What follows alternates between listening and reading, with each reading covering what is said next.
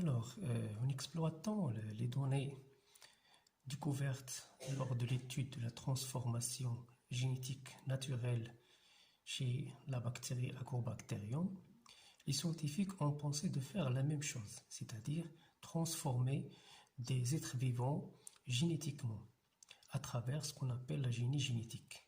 Donc, comme définition, la génie génétique est, comme vous voyez, l'ensemble des techniques ou bien les outils qui servent à transformer un gène d'une cellule donatrice vers une cellule réceptrice pour que cette dernière reçoive un caractère héréditaire à intérêt pour l'homme. Donc, l'activité 2, on va étudier les techniques et les principes de la génie génétique à travers le transfert d'un gène d'une cellule à une bactérie. Donc, comme vous voyez ici, l'ensemble des étapes de transfert d'un gène d'une cellule à une bactérie. On a isolé tout d'abord le gène à intérêt d'une cellule donatrice. Deuxièmement, on va isoler un plasmide qui sert de transfert d'un taxi. Troisièmement, on va couper ce plasmide. Quatrièmement, on va insérer et intégrer le gène à intérêt dans le plasmide pour avoir un plasmide appelé hybride ou bien modifié génétiquement. Cinquièmement, on va faire retourner le plasmide hybride dans la bactérie réceptrice. Pour la bactérie, c'est la cellule réceptrice. On va faire le clonage de la cellule de la bactérie qui a reçu le plasmide hybride et on l'appelle dans ce cas la bactérie modifiée génétiquement ou bactérie transformée génétiquement. Sixièmement, on va faire le clonage de cette bactérie.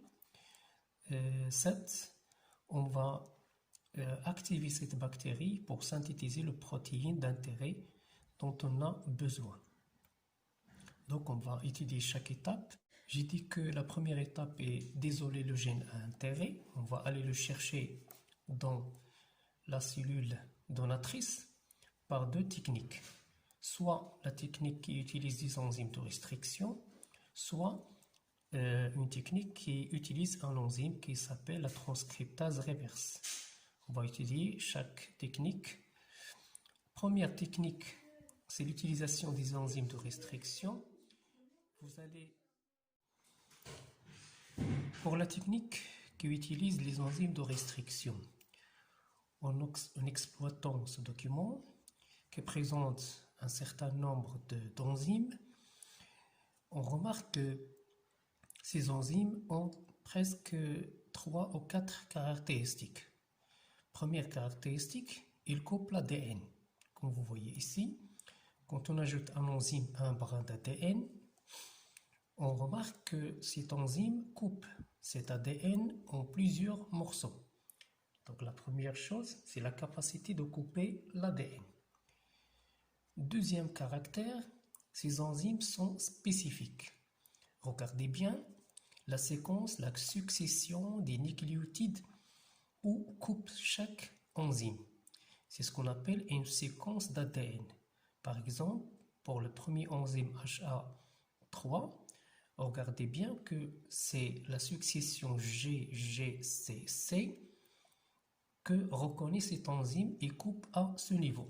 Par contre, si on prend par exemple un autre enzyme, BAMH1, il reconnaît une autre séquence qui est différente de la première.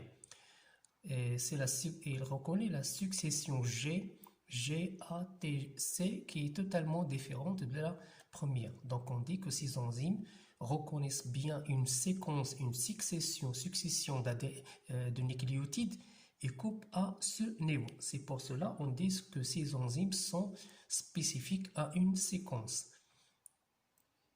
Troisième caractère, c'est que ces enzymes coupent de deux manières différentes, deux modes de coupure. On commence par la deuxième mode. Deuxième mode, c'est la coupure franche. Regardez bien que ici l'ADN coupe les deux brins d'une façon rectiligne pour donner deux brins d'ADN, deux morceaux d'ADN qui ont des extrémités, qu'on dit que ces extrémités qui est franche. Par contre, si on compare à la manière dont coupent les autres enzymes, qui coupent à ce qu'on appelle en Z ou bien en zigzag, la coupure, elle laisse des extrémités qui sont libres, qui sont sous forme d'ADN simple brun. Regardez bien ici, il n'y a pas le complément de ce morceau. Ici, on n'a pas le complément sur la deuxième chaîne. Ces deux extrémités sont appelées des extrémités cohésives.